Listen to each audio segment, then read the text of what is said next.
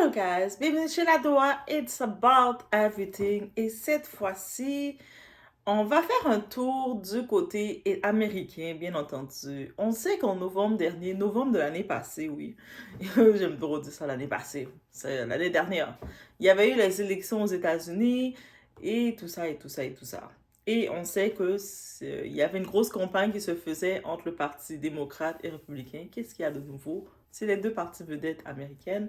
La chef des démocrates, Kamala Harris, était contre son opposant qui est le président maintenant des États-Unis, M. Donald Trump. Et on sait que notre très chère Kamala Harris était quand même coachée par des grands. Elle avait comme était un petit peu le petit poulain, était à côté d'elle, qui la coachait, qui la conseillait, notre très cher Barack Obama, qui avait fait beaucoup d'interventions pour venir rappeler aux gens de couleur, allez voter pour votre sœur, vous êtes fous. Je regardais la campagne de Barack Obama, j'ai jamais vu faire des campagnes comme ça, aussi intenses que ça, et surtout pas avec lui-même. Et il y a beaucoup de débats qui se sont dit, mais est-ce que c'était pas du sabotage qui avait été fait? Ils voulaient pas que cette femme-là soit présidente. Et je commence à y croire. Et je suis pas la seule. Là maintenant, qu'est-ce qui se passe? On parle encore d'eux. Oui, bon, on parle encore d'eux. Il y a eu les funérailles d'un très grand homme politique dans ces personnes-là. Là. Il s'appelle Jimmy Carter. Et là, c'est sûr, on a toutes les personnalités du côté de la politique, tout ça. Je sais, c'est un autre type de Congo ça, mais c'est du Congo ça, guys, ok? Et on a vu justement une scène qui a attiré notre attention qui laisse entendre que notre Kamala Harris, là, elle n'est pas aimée du tout. Je sais pas quand Joe Biden a donné le titre de responsable de son parti pour aller contre Trump. Je sais pas s'il a fait ça, c'était comme il a devait quelque chose, c'est pour l'humilier, mais they do her dirty. Oui, il a fait du sale. On va le dire comme ça. Hein. On va regarder le Congo ça ensemble. On est chez la Doha. It's about everything. On voit un petit peu de tout, qu'est-ce qui se passe. Et on en chasse.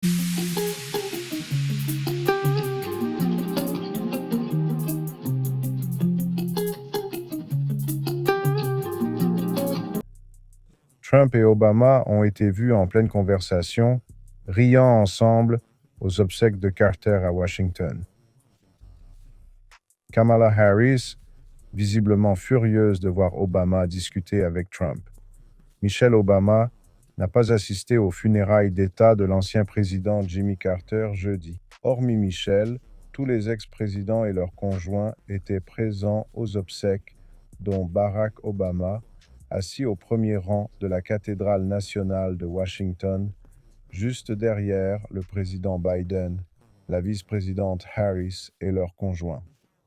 Le bureau de Michelle a confirmé son absence, sans en préciser la raison ni sa localisation. Ces funérailles d'État réunissent les grands leaders passés et présents, avec des dignitaires de tous bords, ainsi que des représentants de dirigeants étrangers. Ce que vous voyez là, ça devrait être un cadre pro. Personne ne devrait montrer ses émotions. Je vois l'émotion sur le visage de Kamala Harris quand Obama parlait à Trump. Mais tu vois, Obama, il doit se dire, tu sais, écoute, je vais rester pro là-dessus, tu vois. Faut pas garder rancune ou faire la tête. Faut toujours être pro, quoi qu'il arrive. Donc, tu vois, son air surpris, c'est de l'immaturité, tu piges. Mais c'est des gens pas haut placés qui dirigent le pays. Tu devrais pouvoir contrôler tes émotions, tu vois. La façon dont les choses se passent, tu sais, parce que les gens regardent. C'est pour ça qu'il faut faire gaffe dans ce monde. Quand tu représentes une position de pouvoir comme ça, tu dois savoir t'adapter, tu vois, et rester pro dans tout ça.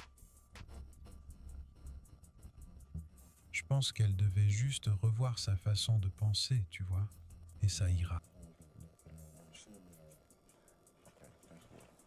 Donc, bien entendu, dans ces événements comme dans ces gros types de funérailles, on voit, il y a plein de personnalités, les grands gens qui sont là, les grands monsieur, madame qui sont là, et ils ont tous des protocoles.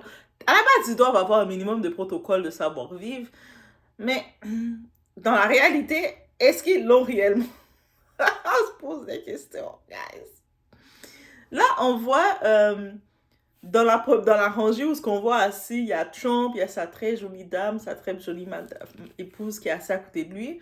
On voit Obama qui est là, mais il n'est pas accompagné de son épouse. Et ça, c'est un autre sujet il faut se regarder parce que depuis la question de son mandat, au-delà qu'on a sa fille qui a voulu retirer le nom de Obama, son nom de famille, disant que elle veut percer son lui. Et enfin, les enfants Nepo Baby, il y a ce syndrome de que moi je peux percer sur le nom de mon père. Arrête, girl. C'est grâce à ton père, on te connaît. OK? Say it. Bref, mais au-delà de ça, on ne voit pas trop la femme de Barack Obama. Notre très chère Michelle, qui est très active, ou on la sentait encore plus active quand ils étaient dans la présidence. Je sais pas qu'est-ce qui se passe entre eux, mais il y a quelque chose. 2025, j'ai le sentiment, mon odorat me dit il y a quelque chose qui va se exposer sur eux ou qui va se dévoiler sur eux. On reste à l'affût, on met un petit signet sur ça. OK.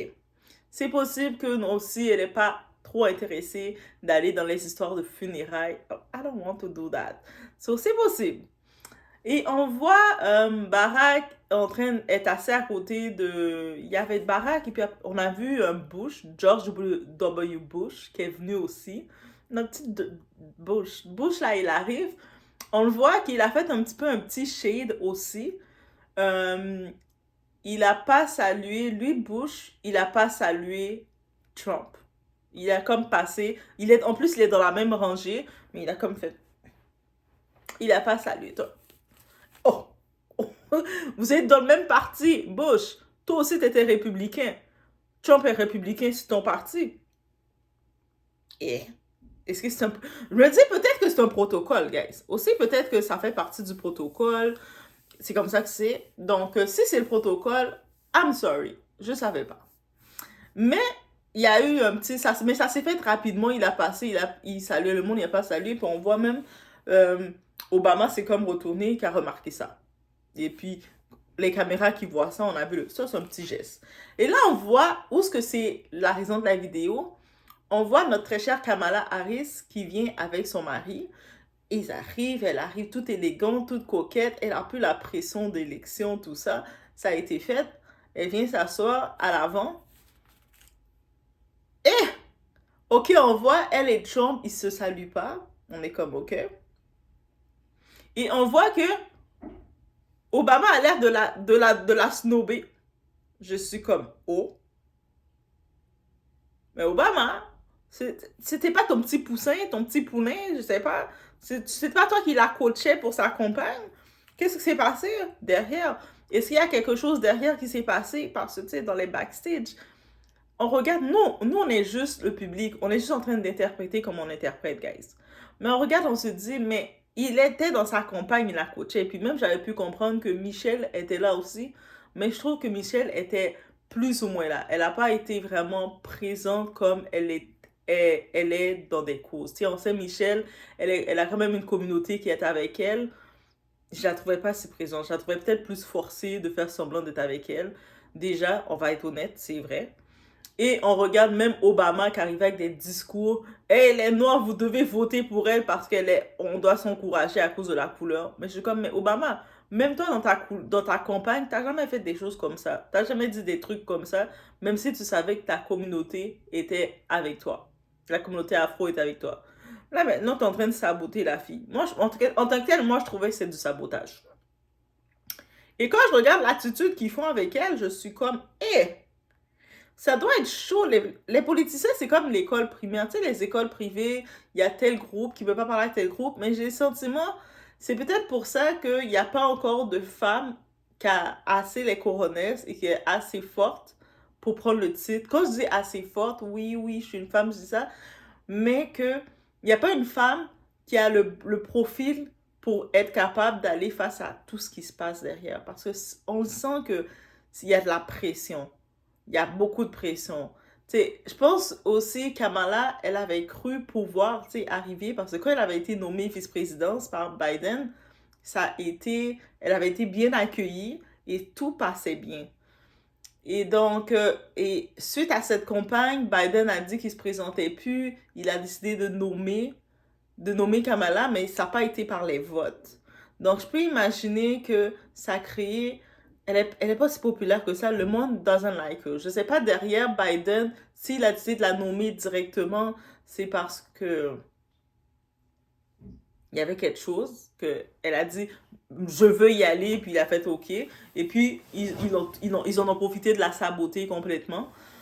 Mais bref, c'est ça, j'ai le sentiment. J'ai le sentiment qu'il y a quelque chose qui a fait qu'elle a été nommée directement. Oui, certains vont dire, mais Doha, elle était vice-présidente, mais c'est pas parce que tu étais vice-présidente que tu vas nécessairement être en chef de ton parti.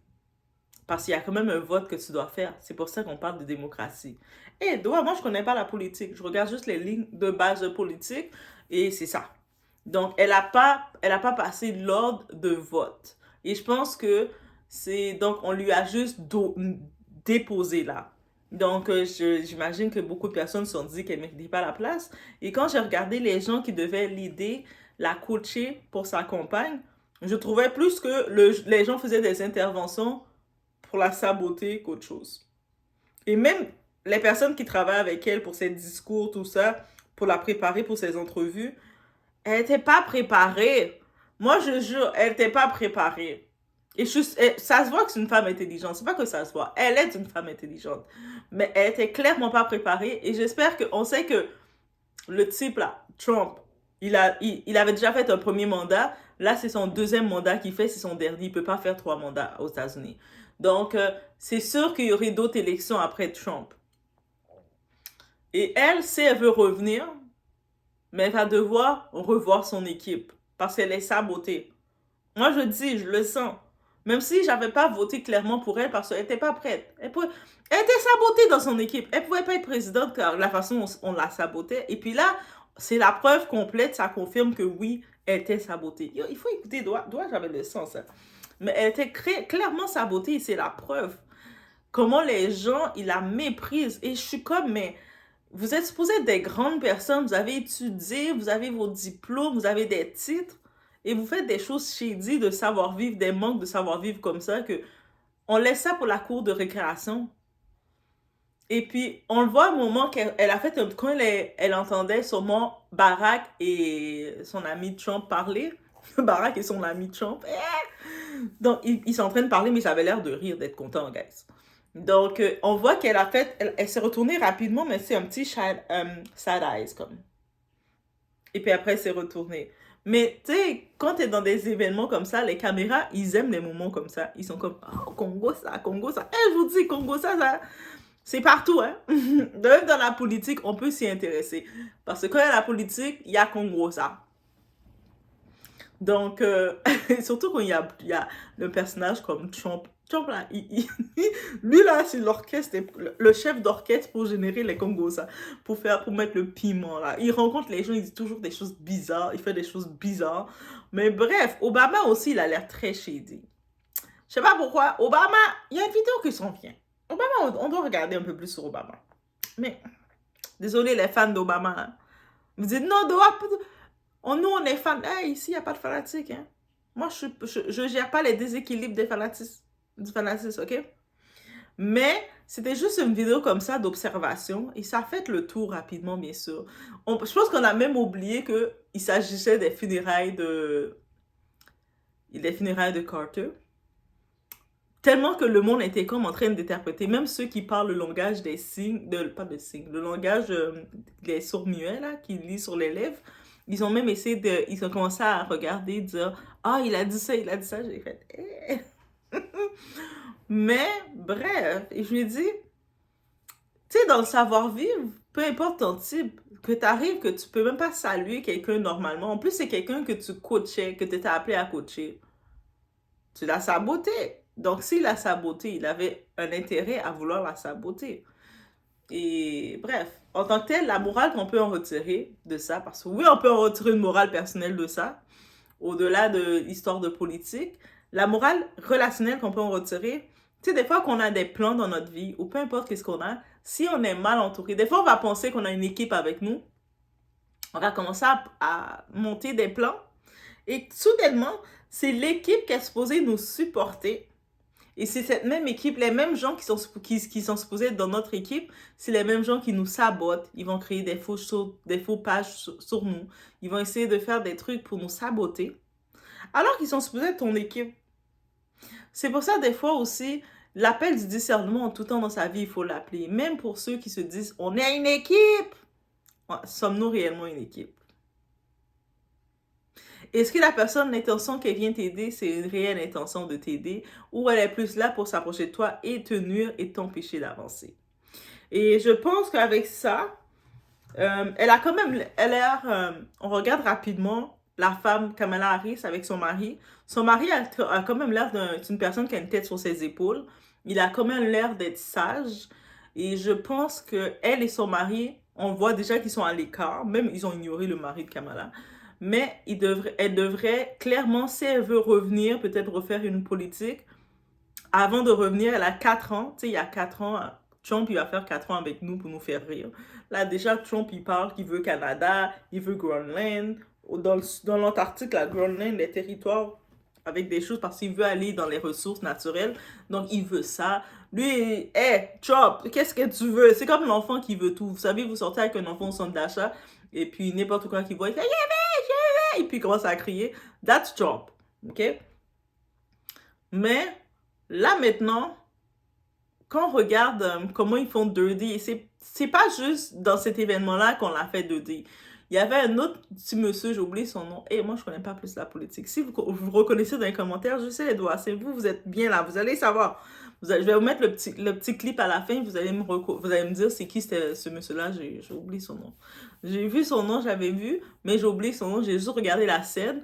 Mais dans cette scène-là, tu vois que Kamala, elle arrive comme tout le monde avec règles de savoir-vivre. C'est pas question de règles populaires de mentir, de faire du lèche. C'est règles de savoir-vivre. Tu arrives dans un lieu de société, tu fais la salutation. Mais il y a des gens qui pensent que la salutation, c'est mérité. C'est si t'es gentil, je te salue ou pas. Non, mais vous êtes qui vous a élevé? Dans quel parc on vous a élevé? Non, règle du savoir-vivre. Non, la salutation, ça fait partie des bases de la communication. Et puis là, elle arrive pour saluer le petit monsieur.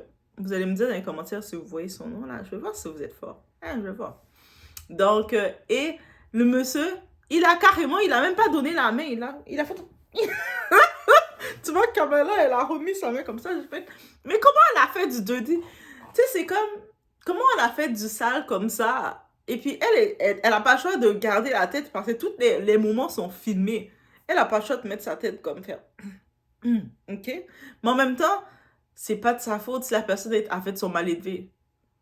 Elle n'est pas mal élevée, c'est la personne qui est mal élevée. Pourquoi elle doit être gênée? Mais c'est quand même, elle doit se ressaisir pour pas rentrer dans le cercle de la personne. Et ça, c'est la morale. Quand, tu sais, peut-être dans la campagne de Kamala, elle n'était pas ma favorite parce que là, maintenant, j'ai complètement la persuasion qu'elle était sabotée. OK? Kamala a été sabotée. Mais là, maintenant, quand je la regarde comme humaine, sans le monde qui l'a sabotée, elle a du charme. Et puis, j'espère qu'elle va refaire son équipe. Elle va reprendre d'autres assistants. Hey, you can take Doha as assistant. Tu sais que je vais voyager partout comme... Yeah, we never know. Et surtout, sa compagne avec les vedettes commençait à prendre ça. Je suis sûre que ça venait pas d'elle. Mais ils l'ont fait dépenser. Ils ont brûlé tout son budget. Ils l'ont fait dépenser tout l'argent. Tu sais pourquoi ils ont fait ça? C'est pour la punir.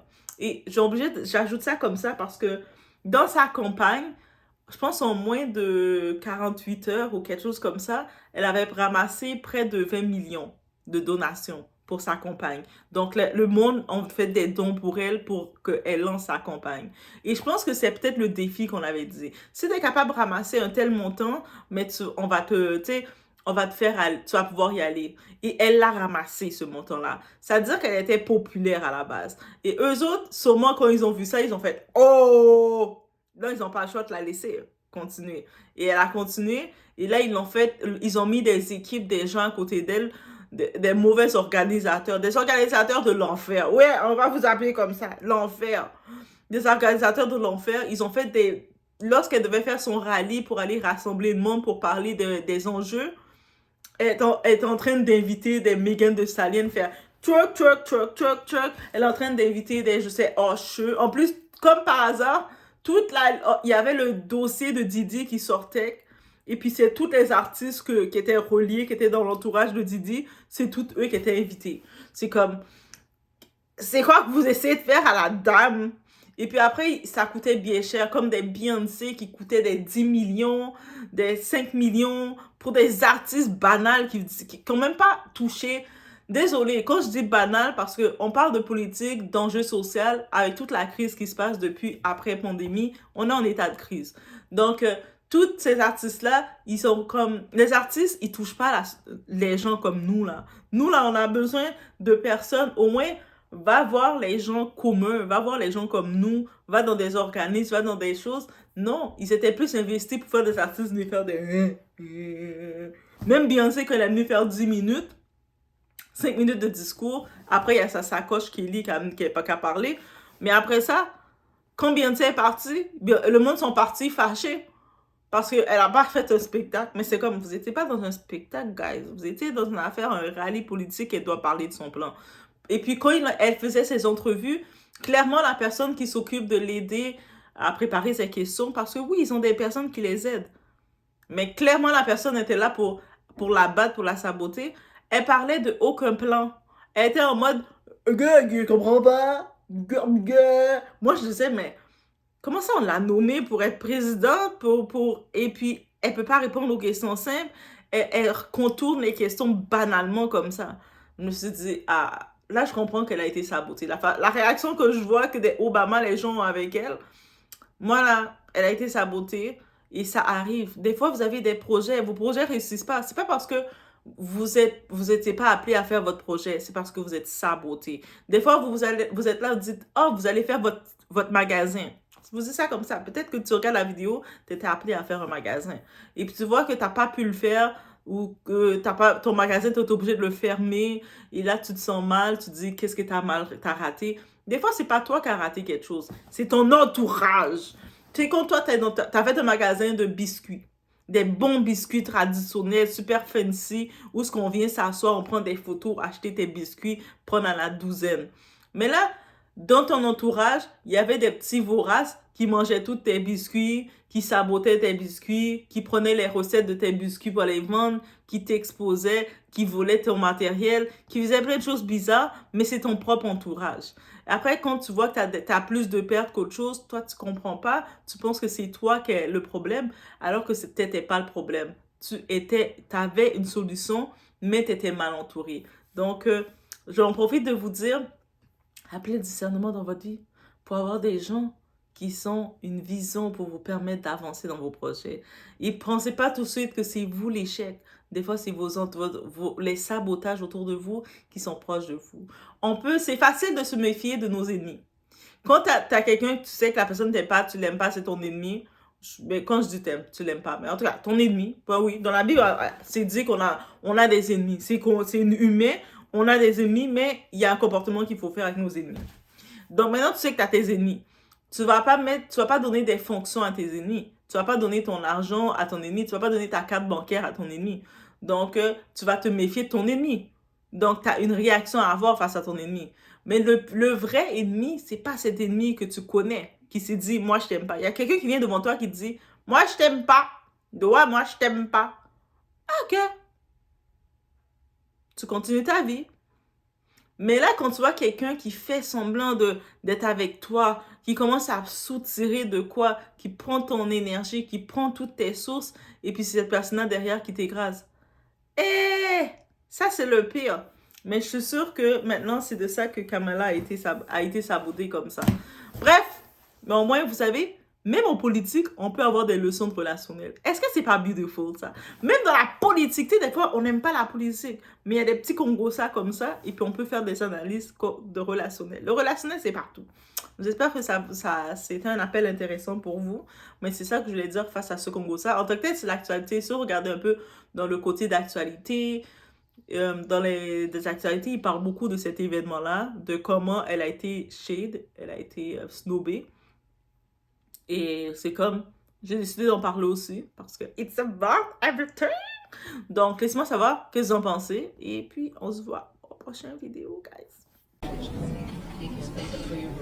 Congratulations to you. Thanks.